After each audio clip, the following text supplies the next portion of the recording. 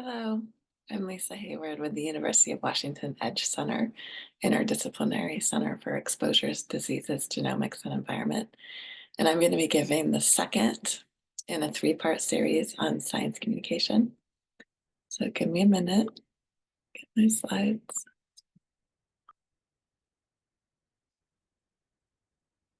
If you missed the first in this three-part series, it is available online.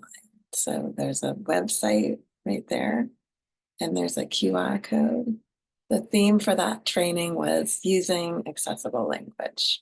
So there's a story and a tool. It's about a 25-minute preamble, and then it leads you through an exercise to help you use more accessible language.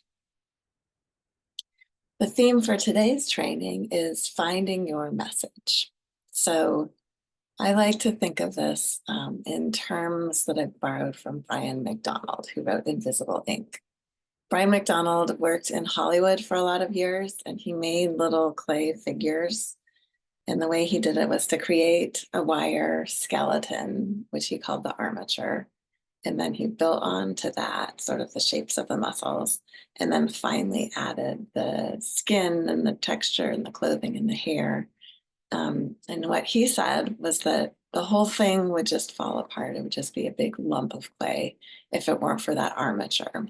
And storytelling or science communication is really similar because you need that main message to kind of hold everything together. And without it, you just have a mess, just a pile of meaningless clay. So today we're going to talk about building that armature, finding a really strong foundation. The first training was actually probably more on this texture piece, the skin and the hair and the clothing. That's the language that you choose, the sentence structure, the word choice. And then our third training in this series will be more the musculature, sort of the narrative structure in between the big picture of the main message and the little details of the word choice. So you can look for that third training this coming spring.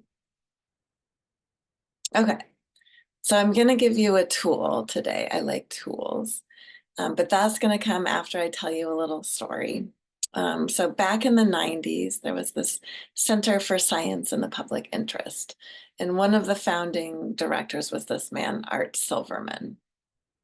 So this group, their main function was to promote public health through better nutrition. And they did a little experiment where they went out to 12 local movie theaters and they took medium-sized bags of popcorn and they analyzed these bags for nutritional content. And what they found was actually rather shocking. They found that within these medium-sized bags of movie popcorn, there were 37 grams of saturated fat. USDA was recommending no more than 20 grams of saturated fat per day. So this little medium popcorn has almost twice the amount of saturated fat that you're supposed to have in a day. And the job of Art Silverman and his colleagues was to figure out what the message was for the public, how to find a message that would get traction. So he could have said what I just told you, that the movie popcorn has about twice the amount you're supposed to have.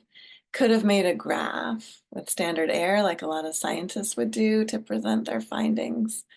But no, this group was savvier than that, and they came up with a totally different tactic. This is what they did. They came up with a message. A medium-sized butter popcorn at a typical neighborhood movie theater contains more artery-clogging fat than a bacon and egg breakfast, a Big Mac with fries for lunch, and a steak dinner with all the trimmings combined. So this was very concrete. This was visceral. People could imagine all the fat from eating like this for a day, and they knew that was not a good thing. Also notice they didn't use the word saturated fat. They used artery clogging fat there to really drive home, this is bad for your health, all this saturated fat. So combined this colorful language combined with this colorful visual image here did get some traction, indeed. It was featured on CBS, NBC, ABC, CNN, Leno, and Letterman in the USA Today, Los Angeles Times, and the Washington Post, among many, many, many others.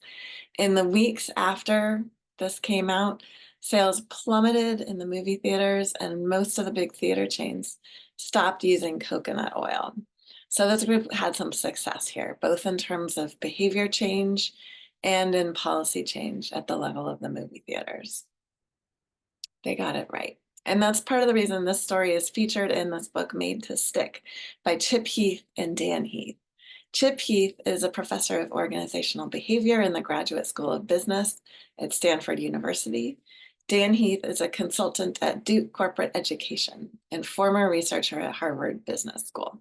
So these guys are coming out of a business background, sort of corporate marketing. And as science communicators, we can often do well to draw on the lessons from these contexts, both corporate marketing and also Hollywood. Because in these contexts, the stakes are really high. People have a lot on the line and they need to get it right. And so there is a science to messaging and to storytelling, and we can learn a lot from that as science communicators. So in this book, Made to Stick, Chip and Dan Heath talk all about these sticky messages, like the one that we just heard about. And they say that all these messages have certain features in common. Maybe not all these features, but definitely a lot of these features. And they have an acronym for it, SUCCESS. So simplicity, unexpectedness, concreteness, credibility, emotions, and stories. And we know from cognitive science that we can only really remember 3 to 5 points from a presentation. So I'm not expecting you to remember all of these, but we'll go through them one by one and you can remember what sticks out to you. So simplicity. Simplicity is key in finding your main message. And if you need an example, you can think of Aesop's fables. These have been around for 600 to 800 years. The estimates vary. They're very memorable. My parents taught them to me, read me these stories. I read them to my own kids. You guys can probably all remember one without prompting, but in case you need some prompting, everyone remembers the tortoise and the hare and the very simple message conveyed by that story. Another simple message, and this one is a little more controversial, is that this came out in 2018, but Seattle air quality at that time was equivalent to smoking 7 cigarettes per day. So this was an attempt to translate AQI into something that's a lot more concrete and tangible and kind of a simple message so that people know air quality is unhealthy right now, and hopefully this motivates behavioral change that we want to see, like going outside less unless it's absolutely necessary, using an air purifier indoors, sealing up windows and doors. These kinds of behaviors that are important to promoting health that might not get the kind of penetration that we want to see if they aren't tied to something that really motivates people, like a simple, tangible, visceral, emotional kind of message. You can think about your own trade-offs as the kind of way you want to communicate your research or not. Some people might opt to do it differently, but I think this one was highly effective. Unexpectedness. So we are pattern-seeking animals. We look for patterns, we make assumptions, we form expectations. When something violates our expectations, then it causes surprise. And that surprise can increase our alertness and cause us to focus. It creates a good learning opportunity. So it's great to use unexpectedness where you can to emphasize your main message. You don't want to just do a random jump scare to surprise people. You want to make sure it underlines your main message. Humor is a great way to do this. And I'm going to say that in a way that's totally humorless, and I apologize. Here's an ad. I couldn't show this. Like, for some reason, I can't show a video and do Zoom at the same time. But this is an ad for a minivan. And it shows a minivan cruising through a suburban neighborhood, talks about safety features, roominess and comfort, It's a kid in the back seat coming home from a sports practice of some sort. Everything is very predictable in the world of minivan ads until suddenly, out of nowhere, bam, the car gets T-boned. And suddenly there's sirens wailing. You're not really sure if the kid survived. It's all very alarming. And the message is buckle up because no one sees it coming. So it's great because it creates this unexpected twist in the plot of the minivan ad, and it undermines this main message of buckle up for public health. Concreteness, we talked about this before. So there was that buffet of fatty foods making the saturated fat very concrete for people. There was the 7 cigarettes a day making something very concrete. If you can, you want to avoid abstractions. So you might have to do some work because these things aren't going to just appear for you. These analogies, like Art Silverman had to work to come up with that buffet of foods that was going to represent the same amount of saturated fat as the movie popcorn. You have to work to come up with the 7 cigarettes. So think about doing that where you can, rather than presenting something that's just an abstraction for people. According to David Rubin, a cognitive psychologist at Duke University, the actual process of storing and recalling information varies with the type of information being stored and recalled. So if you can, take a minute and go through this exercise. I'm going to ask you to remember the capital of Kansas, if you can. And I couldn't at first. The first line of Hey Jude, that image of the Mona Lisa, your childhood home, the definition of truth, and the definition of watermelon. And if you're perceptive, these things should feel slightly different to you, the act of recalling these different types of information. And the idea is that the more concrete the information presented, the more easily it can be stored and later recalled. So we want to keep to the concrete. Concrete is also really good when it comes to goals. And all good science communication should have an ask, which is essentially a goal that you're giving your audience. So we can think about Michelle Obama with her Let's Move campaign. She had what is essentially a SMART goal. If you guys have ever heard that phrase before, it means specific. So she wanted to bring childhood obesity down by 5%. That's quite specific. Measurable, the 5% again makes it measurable. Achievable, it's questionable. Relevant, it was relevant for public health. And timely, so she's talking about by 2030, that makes it timely. She had all these great aspects of a SMART goal, unfortunately did not succeed, but that's for other reasons that we won't get into. The C in success, credibility. So you want to draw on a shared experience. And I will just say scientists really shine when it comes to credibility. Most audiences consider a scientist a highly credible source of information. And I think that's for good reason, because scientists put a lot of effort into staying accurate and into only presenting information that is supported by empirical evidence. So that is something you can definitely draw on here and use to your advantage. Here's some things to think about though. Reputable source, that would be you in most contexts, but also the information that you present should come from reputable sources that you can point to. You want to think about your level of detail, because it might be that being credible for you among your academic peers means a level of detail that's inappropriate for other audiences. So you want to stay out of the weeds, because you can actually lose credibility if you're just hard to follow, hard to understand for the people you're addressing. Statistics, again, they make you credible. You use them a lot to make your point with your scientific peers, but with a more general audience, you want to be very, very, very considered in your use of statistics. And in a lot of cases, maybe substitute analogies for statistics. So can you make something human scale? By way of analogy, 7 cigarettes, that was human scale. That buffet of fatty foods, that was human scale. Things are often, distances are in lengths of a football field, that can be more human scale. Think in those terms when you're trying to make something relatable.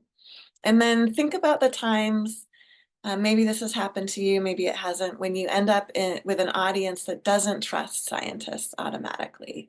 And in those cases, you can really depend on the support of a trusted community member who might come up and vouch for you and introduce you, who might co-present with you, who might help review what you have prepared, translate for you, co-author with you, depending on your outlets. And then finally, terminology. It bears repeating in every single science communication training that you don't want to use jargon. You've got to get away from your jargon. You could actually lose credibility if you're using language that people just can't understand. Okay, so emotions. This is an area where scientists do not typically shine. And that's because there's so much emphasis for scientists on being unbiased, and with good reason, and being objective. And when you do that, you've got to sort of strip away any sign of emotion.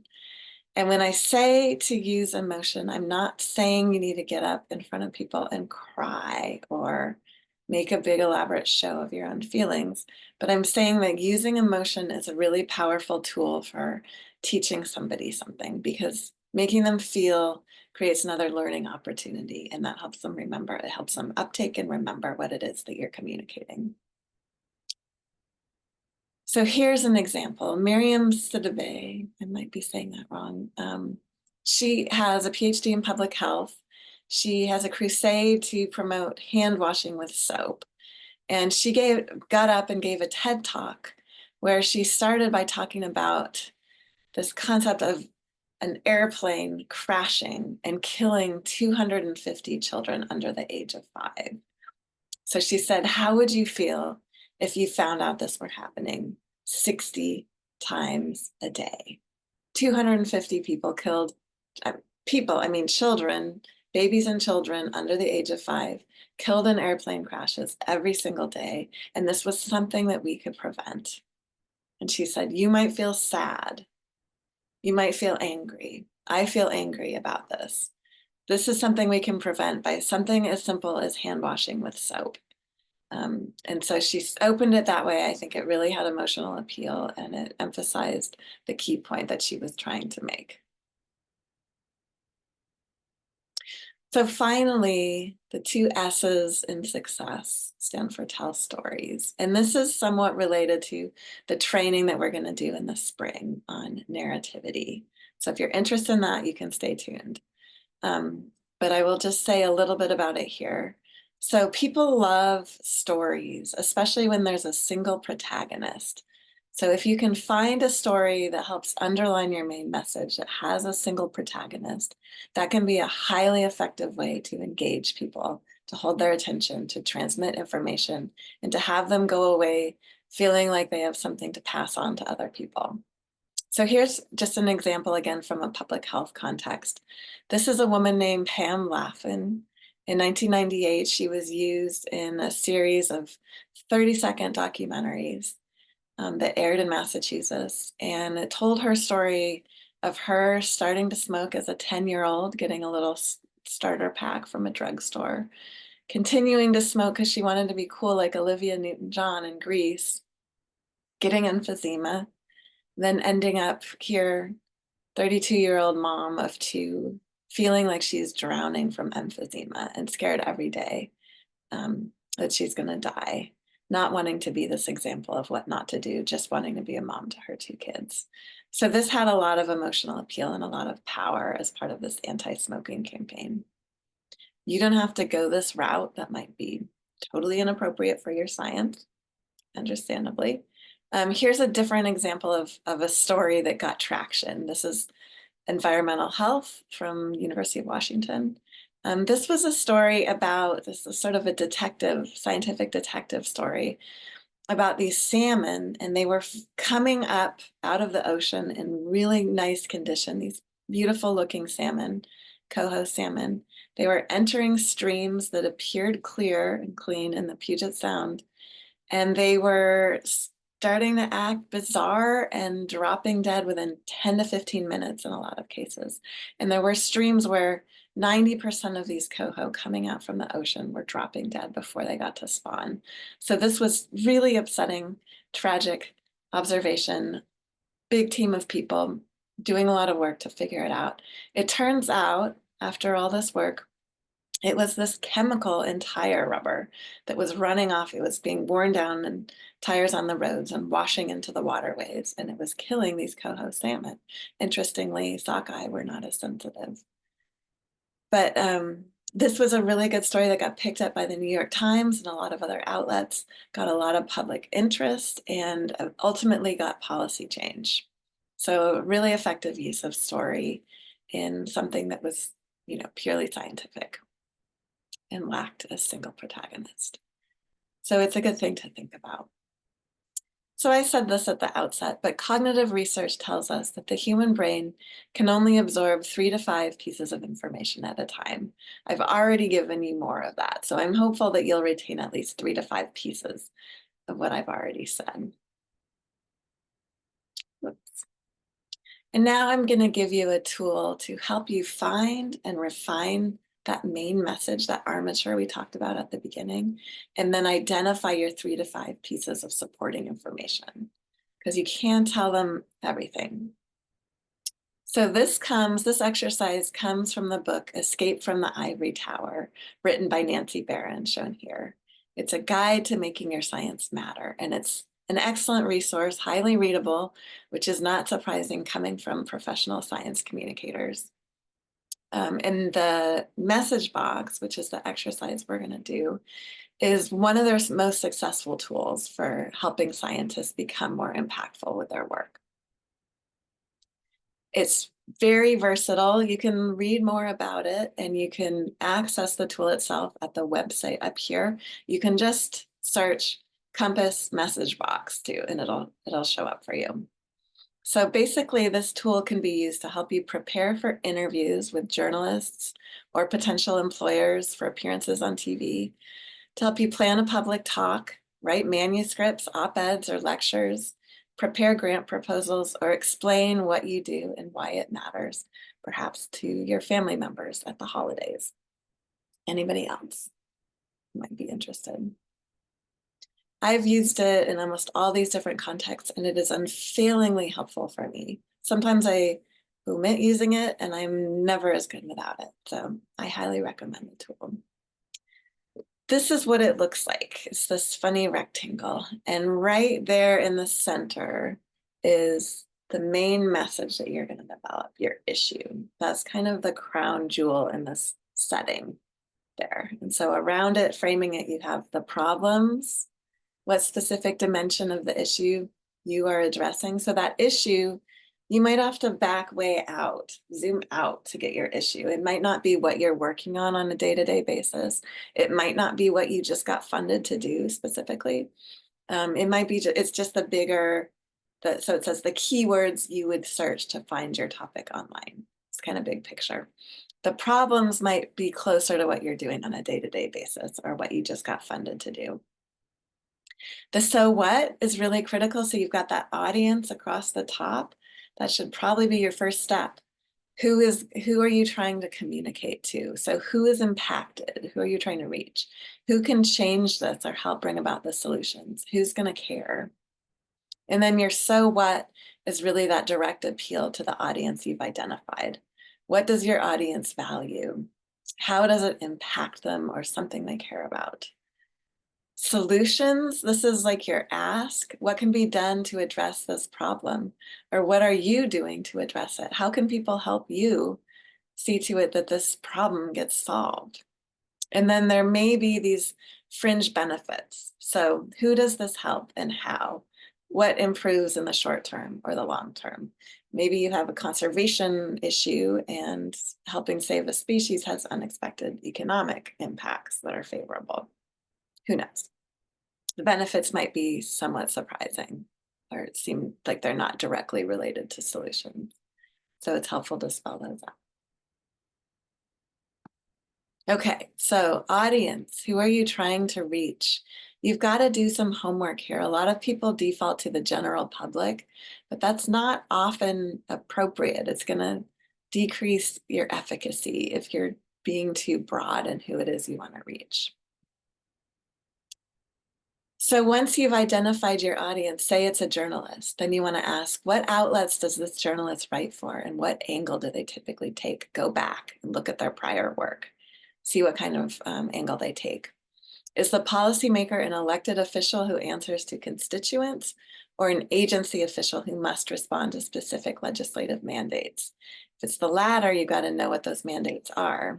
If it's the former, you've got to find something important to constituents. What is the focus or mission of this organization or agency? What issues have been primary concerns for this community recently?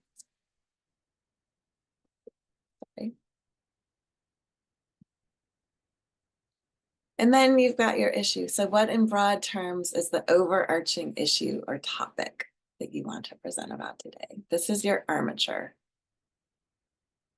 And this might take some work. You might need to rephrase this in a way that's totally new to you and not what you're familiar using.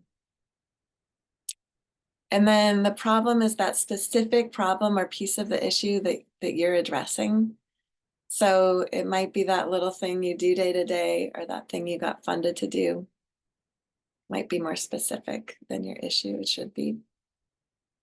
The so what? Why does this matter to my audience? And here you can kind of break this down by categories of audience. So for policymakers, does this support my agenda? Do my constituents care? Managers, what will it cost in terms of time, money, or effort? Who supports it? NGOs, they all have an agenda. How does this fit their agenda? Scientists, is it groundbreaking? Is it robust? How does it affect my work? The media, is it news? Will it sell? Is it a good story? Is it timely? Foundations, does this fit within our portfolio? Concerned citizens, how does this affect safety, health, livelihoods, and natural resources? So you've got to do some homework. And then what are the potential solutions to the problem? So why are you communicating with these people? Are you asking them just merely to think about something? Are you asking them to take some action? And if so, what action are you asking them to take? Then what are those potential benefits of resolving the problem? Make sure you think broadly about what those might be. And maybe again, it's time to do some homework. So for extra credit, and it depends on your outlet here, but can you think of a visual to underline your main message? So that visual at the very beginning of the bacon and egg breakfast, the Big Mac, the steak dinner, that was very visual, and that really helped underline the message. So here it is again. And this is the point where I'm going to ask you to do this exercise on your own. And it might take you 30 minutes. It might take you 45 minutes. Give it what it needs and do this for something that you feel like you want to communicate. Even if it's just, who are you? What do you do? I've done this before going to meet somebody new, and I wanted to just be able to say very concisely, this is who I am, this is what I work on, this is what I care about. You can do it at that level. You can do it more broadly for a whole grant proposal or whatever it is you're working on. And then this is a texty slide. This is just a summary of the message box, again, from Escape from the Ivory Tower. A couple things to point out: must be jargon free. Can't really emphasize that enough. Just remember those 3 to 4 ideas. Only one if it's for television, because you're just going to be a little sound bite probably. So you have to be simple but not simplistic. Are there core ideas you want to get across? You want to stay away from sound bites if you can. Although it does say should be supported by sound bites, metaphors, statistics, and anecdotes, but your main message should not be a sound bite. Okay, so hopefully that gives you the guidance you need. If not, I can always be reached at lhayward@uw.edu with any questions or if you want more resources. And then I said it at the beginning, but the video of my previous training on accessible language is online, and you can access it through that link or through the QR code here. Okay, thank you.